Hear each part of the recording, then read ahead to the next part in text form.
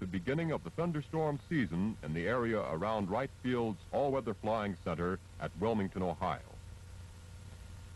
Setting up the research program to make flying safer through thunderstorm areas had required several months of preparation and coordination of equipment and personnel of the Air Force, U.S. Weather Bureau, Navy, and NACA.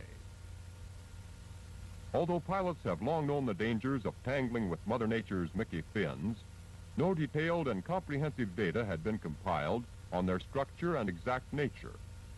So now plans had been formulated for investigative missions based on the few known factors and many hazards. From these flights utilizing the latest developments in instruments, recording devices, radio, and radar, it was ascertained that data and information might be secured and correlated for the formulation of scientific flying procedures in thunderstorm areas. The type of aircraft selected for these observations inside thunderstorms was the Black Widow Night Fighter, or P-61, with its low stalling speed of 105 miles per hour with wheels and flaps down, space to carry the necessary equipment and personnel, and its ability to withstand forces up to 6 Gs, or 6 times the pull of gravity. The Air Force had provided an adequate number of these P-61s, and each aircraft was equipped with special instruments furnished by the Air Force, Navy, NACA, and MIT for procuring aerial data from the storms and measuring the effect of turbulence and gusts on aircraft structure. Motion picture films recorded instrument readings and control signals registered during flight on an auxiliary instrument panel in the rear compartment. All such film records were to be analyzed to determine the disturbed attitudes of the plane resulting from turbulence and the magnitude of corrective control motions applied by the pilot. The measurement of turbulence being essential in formulating any rules and procedures for safe flying techniques. In each P-61, the crew was to be made up of an experienced instrument pilot, a weather observer, and an especially trained radar observer. All flying personnel had been carefully screened according to type plus experience, each one a volunteer for aerial experiences crowded with unknown factors and hazards. Airborne radar installations in each P-61 consisted of an SCR-720 receiver with a range of 80 miles and an APN-19 transmitter having a 100-mile range.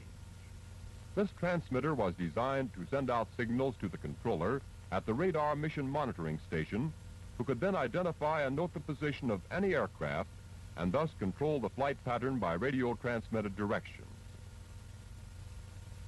All radar scope and photo panel data recorded on motion picture film during each mission was prepared for critical evaluation, often entailing a comparison of indications from several instruments photographed simultaneously. This phase of work at the start of the thunderstorm season soon developed into a tedious and exacting full-time job for many Weather Bureau specialists. Several types of aircraft, other than the P-61, had also been assigned and equipped for special purposes. One F-15 was to be used for photographing close-ups of thunderstorms and the making of complete reconnaissance flights around them at fixed intervals. The photographic equipment in this aircraft was a motion picture camera mounted in the nose section to be operated by the pilot. By tracing the path of this plane on each reconnaissance circle with radar, the exact location and dimension of the visible cloud could be obtained.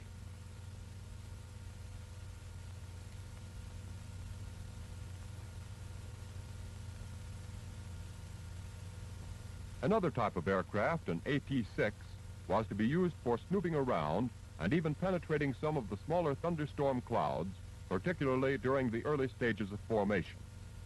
In this installation, the photo recording setup utilized the standard instrument panel in the rear cockpit. The motion picture camera and lights for illuminating the instruments were turned on by the pilot.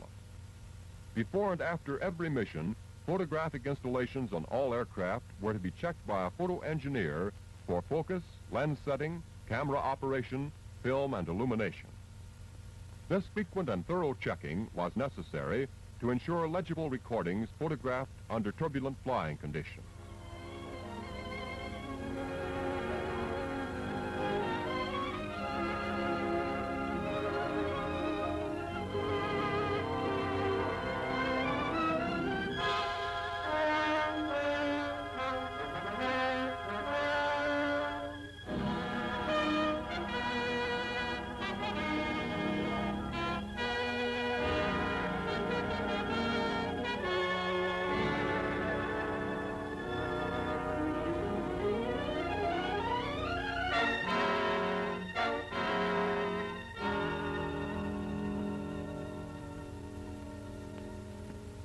To the huge Navy hangar at Minneapolis, another F-15 airplane was flown to be equipped with instruments to aid in the evaluation of flight hazards presented when lightning strikes an aircraft. Here, man-made lightning could be generated, aimed, and made to strike with a force equal to that of Mother Nature's product. A comparatively small generator, made up of hundreds of transformers for high ampere output, when hooked up with a massive one for producing high voltage, was capable of discharging crest voltages of 8 million volts and currents of 250,000 amperes. To record the magnitude and wave shape of high-tension discharges, man-made or natural, refinements of existing oscillographs were necessary. The large and very heavy type on the left could not be airborne, so one was developed that weighed only 30 pounds, including a built-in camera for recording all data presented on the surface of its scope.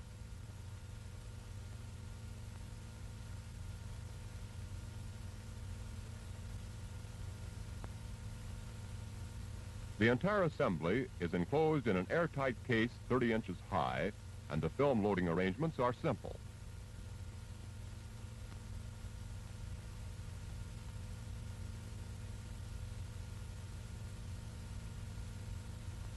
Simple, too, was the equipment of Benjamin Franklin when compared to the potential sources of modern lightning research today. In utilizing the new lightweight oscillographs in the F-15 aircraft, 6 of these instruments were installed in the nose, each one connected by a heavily insulated cable leading to a part of the aircraft most likely to be struck with actual lightning. The nose, wingtips, tail fins, and canopy were the stations selected. One oscillograph had already been connected to the plexiglass canopy. Protection for the canopy against lightning was provided by a copper bar fastened to the plexiglass at the top, running from front to rear, and which served to pass currents to the outside surface of the aircraft. For lightning bolt tests aimed at the canopy, the generators were now turned on and set for a crest discharge of 4 million volts and 50,000 amperes.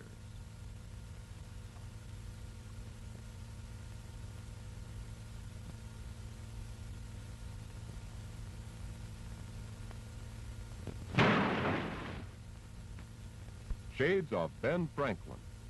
The canopy remains intact, and so do the nerves of the scientist in charge of the test, believe it or not.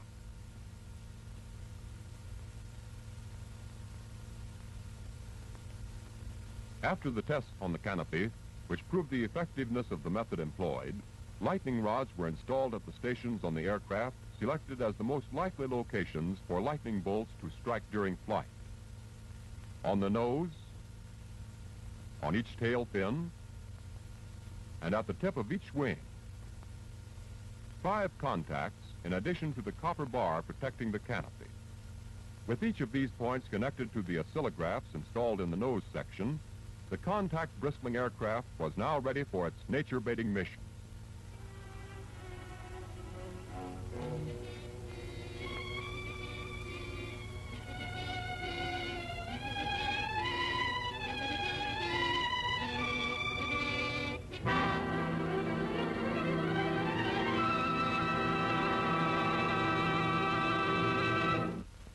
During flight, research procedures of the pilot, weather observer, and radar observer were to be closely coordinated with many ground-based weather, radio, and radar stations.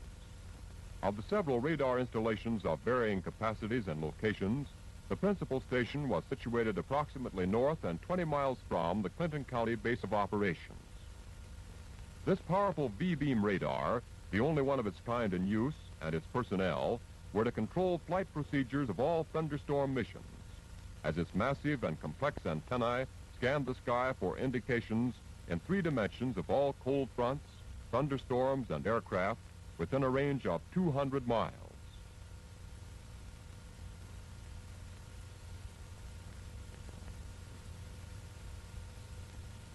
Meteorologists, Air Force pilots, and radar specialists, aside from the airborne crews, had been trained as a team in spotting the location, development, and travel of both storm and aircraft.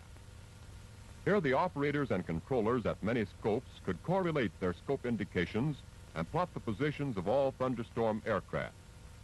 This information, chalked up on transparent position boards, provided ringside seats for all operating personnel so that the exact location of each plane could be confirmed at all times.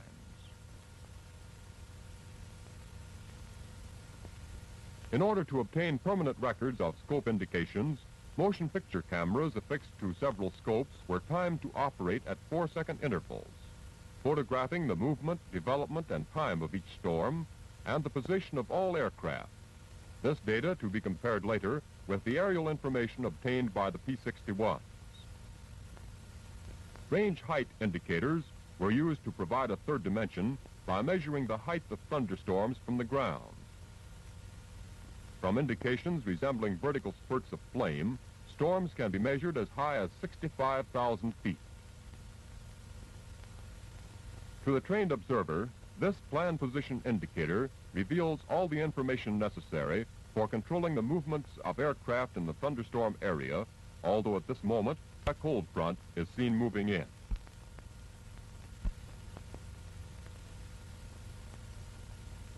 By means of such an advanced combination of radar and radio, thunderstorm research aloft can be controlled in any desired dimension. Radar and radio are also combined in the functioning of the GCA, or Ground Control Approach Unit, located close to the runways at the base of operations. In the event of closed-in weather for landing, the position of a returning aircraft can be seen and a safe landing procedure instituted. Within a range of 25 miles, this GCA can take over the vectoring of an aircraft from the V-beam station and channel in the plane with almost uncanny accuracy. The incoming aircraft's position, elevation, and drift are noted on scopes of varying ranges or stages, and then by using a predetermined channel of VHF radio, the pilot is talked in to a safe landing. Even with perfect weather conditions, all thunderstorm aircraft landings were to be made under the guidance of GCA.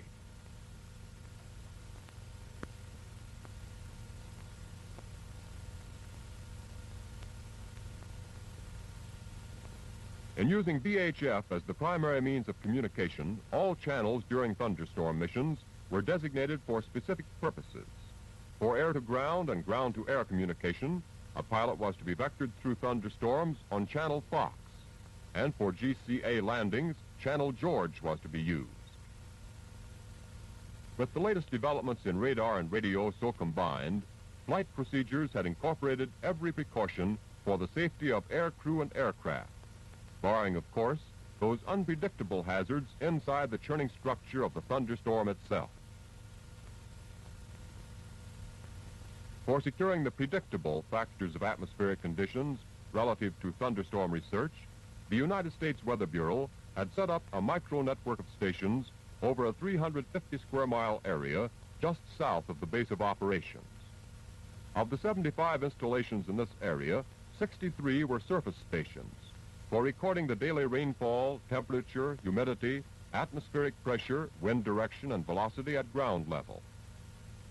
7 radiosonde Raywin stations would procure the same data, excepting rainfall, at all altitudes by means of balloon-borne radiosondes.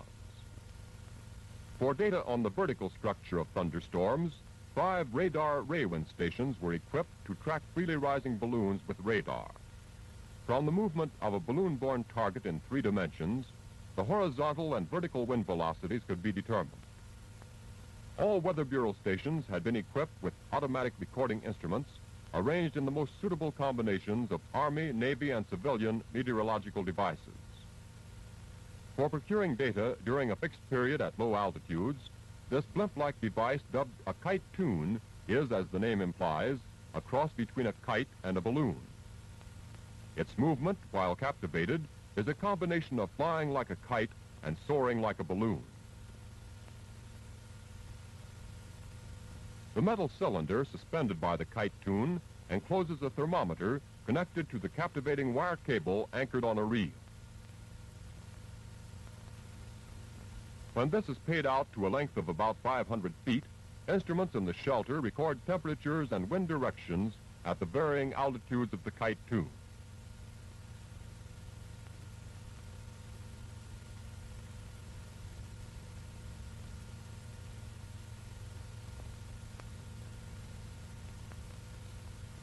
These records obtained at such intermediate elevations will be correlated with the data procured by other stations from high altitudes and ground level.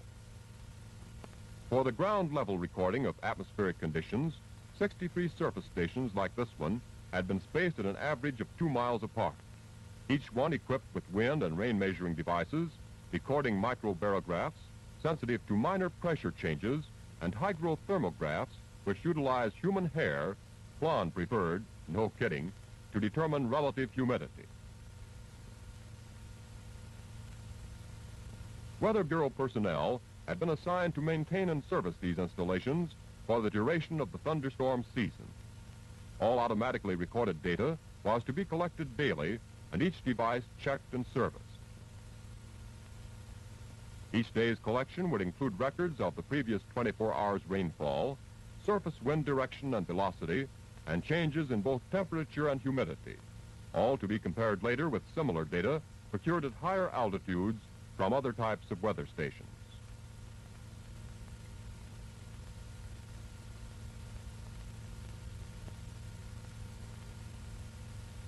Bordering the network area, 5 radar Ray-1 stations were located for the purpose of tracking balloon-borne targets through altitudes as high as the top of any thunderstorm and thus obtain horizontal and vertical wind velocities.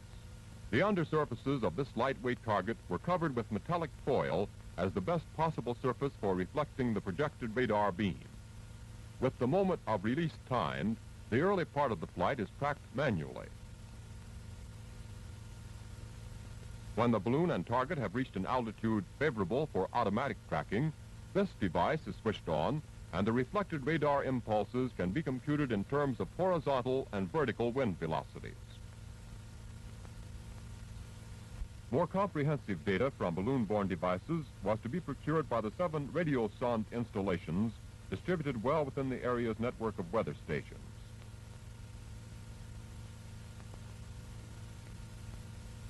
A parachute is included for this trip in search of information. This will aid in the recovery of the radio sonde, a device that sends out signals indicating relative humidity, pressure, and temperature.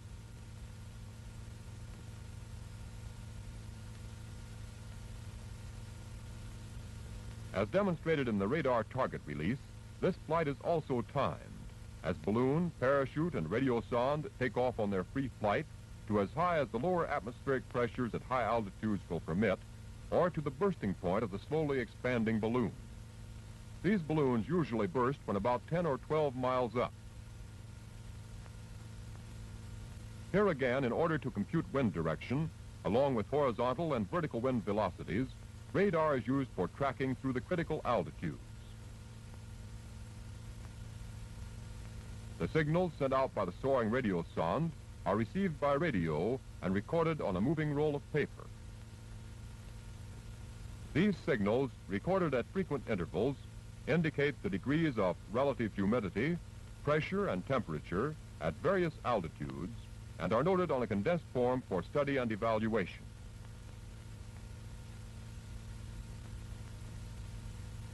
Data of the flight procured by radar tracking is also transposed on a more comprehensive chart, and when combined with the radio sonde information, will present a complete picture of weather conditions on a certain date and during a specific period of time from this one particular station.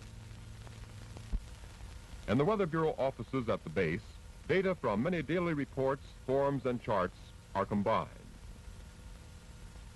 A parachute with radio sonde still attached is returned in a not too bad condition after having been recovered from a point several hundred miles away. Here, too, meteorologists at their plotting boards will transpose the figures of station-made observations to charts and graphs. In this manner, reports from all the 75 radiosonde, radar, and surface stations are correlated and reduced to a few simple graphs. These will present a comprehensive picture of all weather data obtained at the many stations within the local network and represent local weather conditions within the past few hours.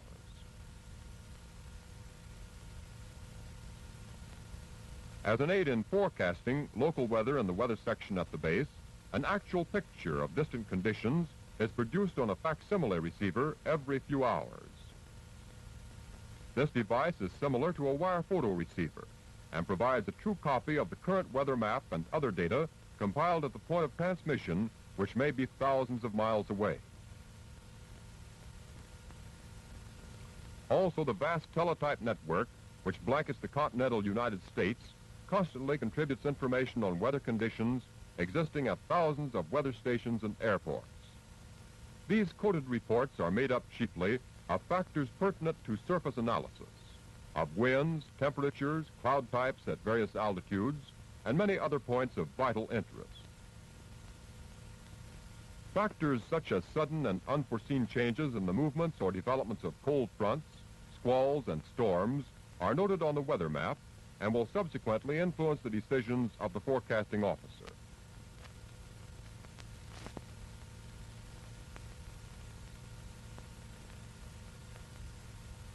Charts with indications relative to cold fronts and areas where thunderstorms are likely to build up are posted and the information passed on to personnel active in the Thunderstorm Research Project. An auxiliary APQ-13 radar set installed in the weather section provides a means by which information on a chart can be compared with possible indications within the range of this particular installation. An auxiliary scope permits a closer study and broader interpretation of weather variables by more than a single forecaster or observer at a time.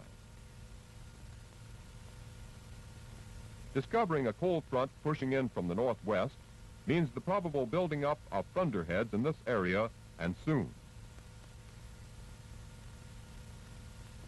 Now, with all aircraft, radar, radio, and weather stations coordinated, let's inspect the flying personnel at close quarters. Men of a type plus experience selected for a now well-integrated procedure in hazardous research. Men alert, confident, careful, and eager. Air Force top instrument pilots, air-trained radar and weather observers with a total number of air hours that match the figures of a congressional appropriation.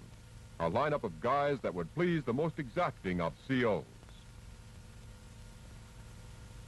Ground crews and maintenance men had been just as carefully selected for their ability to keep the P-61s in the best possible condition for such rugged missions as the penetration of thunderstorms.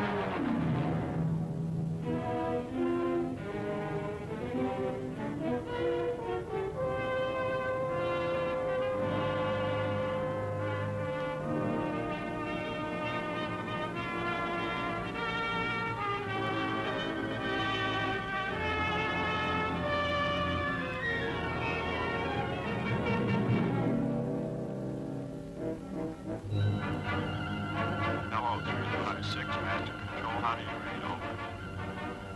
Roger, this is 356. Reading you loud and clear. Over. Roger. 356, you're now clear to climb to 25,000 feet on vector 360. Over.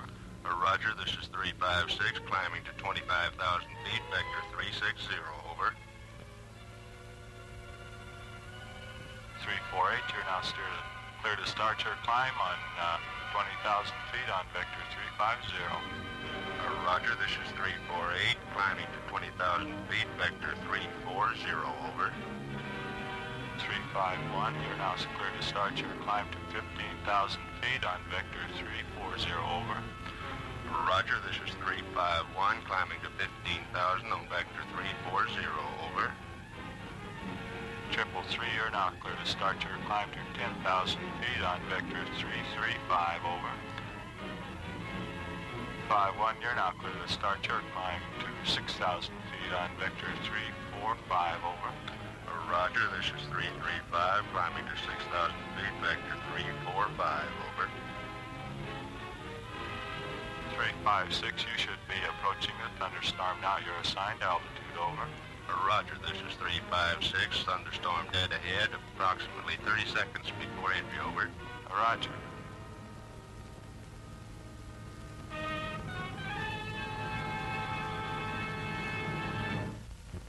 Penetrations were easily photographed by the F-15 aircraft. But when the Black Widows were being pushed around inside the thunderstorms, following them with a motion picture camera was photographically and tactically impossible. However, a clear picture of their attitudes and reactions to violent up and down drafts can be seen in a P-61's photo panel film made during one penetration. Note the disturbed attitude registered on the upper right instrument, while on the altimeter, lower right, rapid and extreme changes can be seen, bearing in mind, of course, that these indications were photographed at 1/6 their normal speed.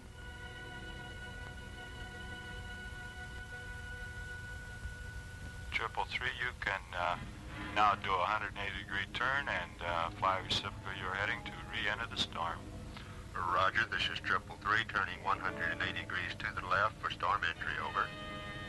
How is the turbulence up there now, 356? Roger, this is 356. Turbulence moderate to heavy. Precipitation heavy. Over. Roger. 333, you should be now entering the storm again. Over. Roger, this is 333. I'm entering the storm. Turbulence very heavy. 2 lightning flashes to port side. Precipitation heavy. Some ice. Over. Roger. 356, you should now be entering the storm again. Over. Roger, 356. Entry made 10 seconds ago. Precipitation very heavy ice. Over. Roger.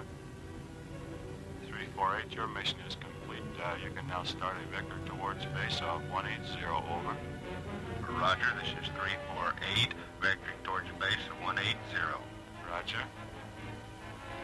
356, you should be breaking out of the storm now.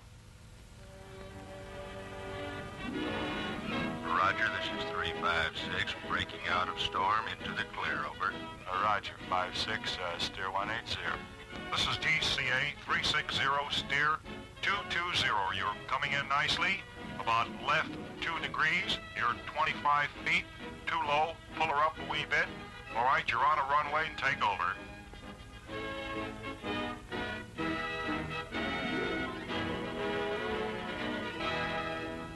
With 200 missions accomplished during the season starting in May and ending in September, it was also a coincidence that this month chronicled another achievement in automatic flight, likewise developed and initiated at this same Clinton County All-Weather Flying Center. All summer long, each mission had ended with the recovery of film magazines from each returning aircraft. Every all-important film record made during flight was properly identified for processing and analysis. 24-hour alerts, 7 days a week for 5 months, had resulted in 200 productive missions. Hundreds of thunderstorms of all sizes and stages of development were investigated, and 1,300 data-procuring penetrations accomplished through heavy rain, hail, snow, ice, and lightning. motion picture film exposed in photo panel and radar scope cameras, by the end of the thunderstorm season, had assumed proportions of something more than a full-time job. A critical analysis and evaluation of 200,000 feet of flight instrument and radar scope indications will take many months to document. However, evaluated data procured by mechanical and scientific means alone is not sufficient, and only the human equation can provide the needed dimension in research. So immediately after landing, the crew of each P-61 was interrogated while reactions and observations were still fresh in their minds. A check on airspeed, attitudes, and flying characteristics of the aircraft was important, as was the pilot's interpretation of flight conditions and his reactions during turbulence. Notes by the radar observer on the progress of the storm through both radar and visual observations were compared with those of the pilot. And the weather observer's interpretation of cloud size and formation is integrated in each written report of the interrogator. Although any flight of aircraft through thunderstorms is potentially hazardous, these facts have been ascertained. With properly trained crews and adequately instrumented tactical aircraft, thunderstorms can be penetrated with safety. During these tests, several aircraft were damaged by lightning. Propellers were bent and noses pushed in by hail. However, no structural failures were incurred and no injury to air crews experienced. When the results of experience and research are documented, this project will have substantially aided in the making of today's hazards tomorrow's routine.